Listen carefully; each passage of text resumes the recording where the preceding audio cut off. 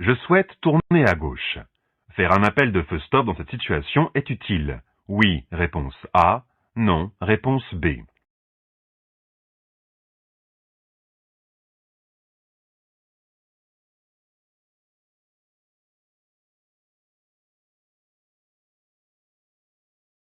Qu'est-ce qu'un appel de feu stop?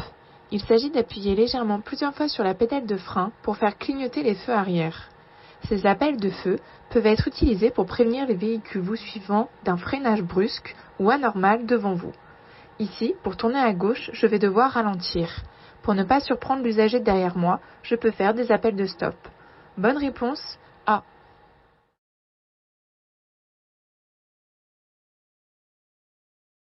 En règle générale, pour adopter un changement de voie, j'effectue les actions dans l'ordre. Indiquer, contrôler, agir, réponse A. Contrôler, indiquer, agir, réponse B. Contrôler, agir, indiquer, réponse C.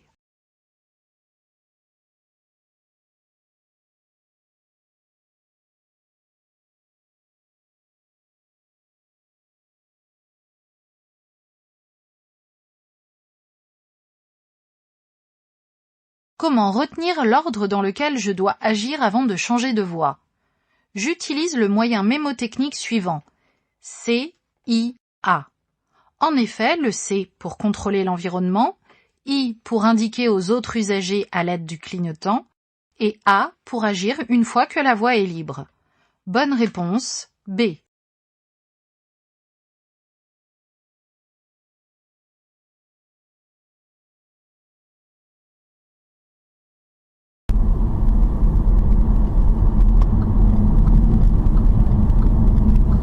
J'accélère.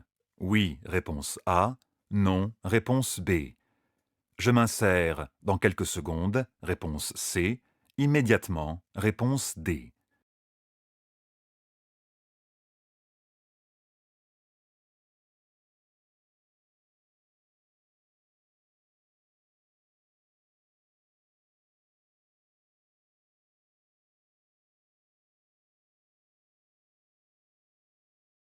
Comment s'insérer dans les voies rapides?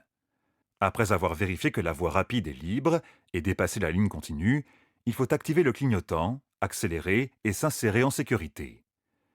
Le véhicule présent dans le rétroviseur extérieur est suffisamment loin, mais je suis encore au niveau de la ligne continue. J'active mon clignotant, j'accélère et m'insérer en sécurité dans quelques secondes. Bonne réponse, A et C.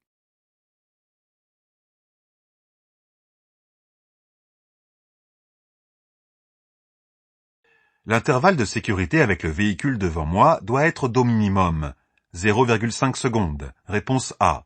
1 seconde, réponse B. 1,5 secondes, réponse C. 2 secondes, réponse D.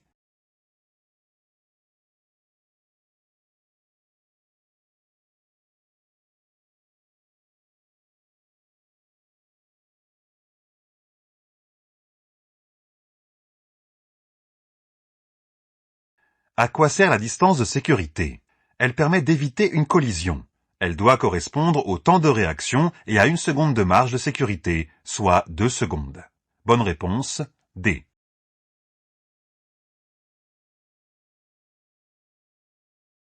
À l'arrêt, je conserve aussi un espace de sécurité devant moi. Oui, réponse A. Non, réponse B.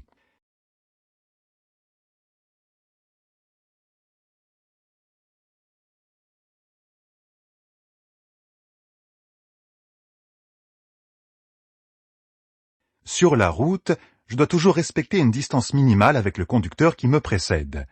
Cela me permet d'adapter ma conduite et d'avoir le temps de réagir en cas de souci devant moi. À l'arrêt, je dois également conserver une distance qui me permettra d'effectuer une manœuvre si nécessaire, sans reculer. Si le véhicule devant moi ne redémarre pas parce qu'il est en panne, par exemple, je pourrai le dépasser sans difficulté si besoin. Bonne réponse, A.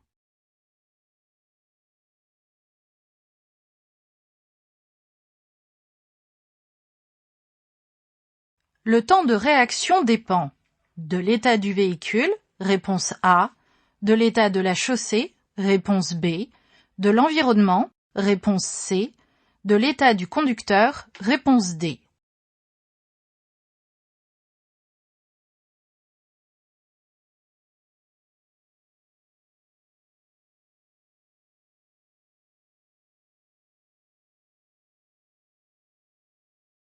Qu'est-ce que le temps de réaction? C'est le temps qui s'écoule entre le moment où je vois le danger et le moment où je commence à agir, freiner par exemple. Si je ne suis pas en état de conduire, mon cerveau n'est pas capable de traiter correctement les informations.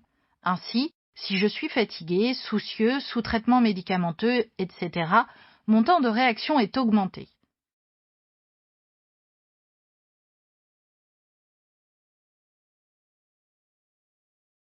Entre la perception d'un danger et le début de l'action sur les freins, il s'écoule en moyenne 1 seconde. Oui, réponse A. Non, réponse B. Avec le véhicule devant moi, je laisse toujours un intervalle minimum de 1 seconde, réponse C, 2 secondes, réponse D.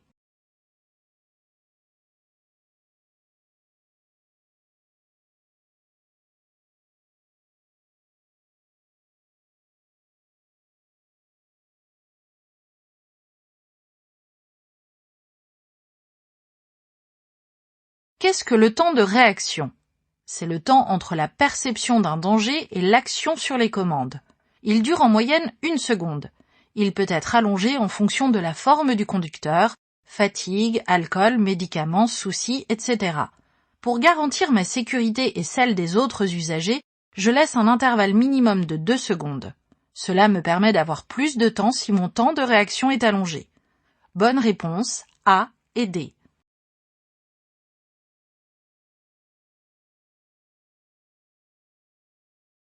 Dans cette situation, je surveille l'ouverture de portière. Oui, réponse A. Non, réponse B. La présence des piétons. Oui, réponse C. Non, réponse D.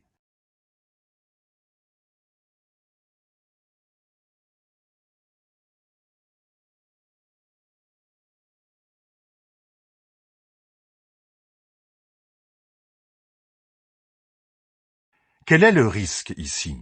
Des véhicules sont stationnés le long du trottoir de chaque côté de la rue, ce qui la rend plus étroite. Je surveille l'ouverture éventuelle d'une portière et la présence d'un piéton qui pourrait être caché par les véhicules en stationnement. Bonne réponse, A et C.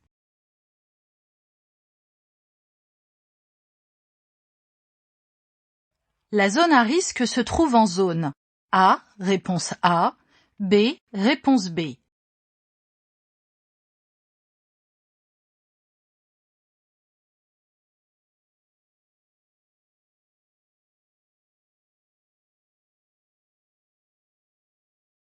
Quelle est la zone à risque? Des véhicules sont stationnés sur ma gauche. Je dois rester vigilant à une éventuelle ouverture de portière ou une sortie de stationnement. Aucun cycliste n'est présent sur la piste cyclable. Pour le moment, la zone à risque est en zone A. Bonne réponse, A.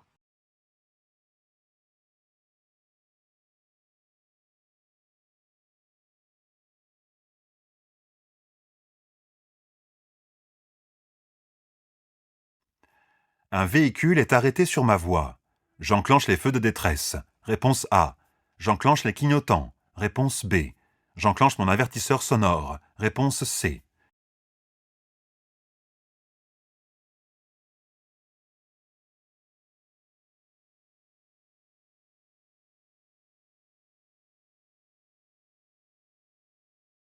Je dois anticiper la situation et changer de voie. Pour cela, je contrôle mon rétroviseur gauche, mon angle mort gauche, puis actionne mon clignotant gauche si la voie est libre. Bonne réponse, B.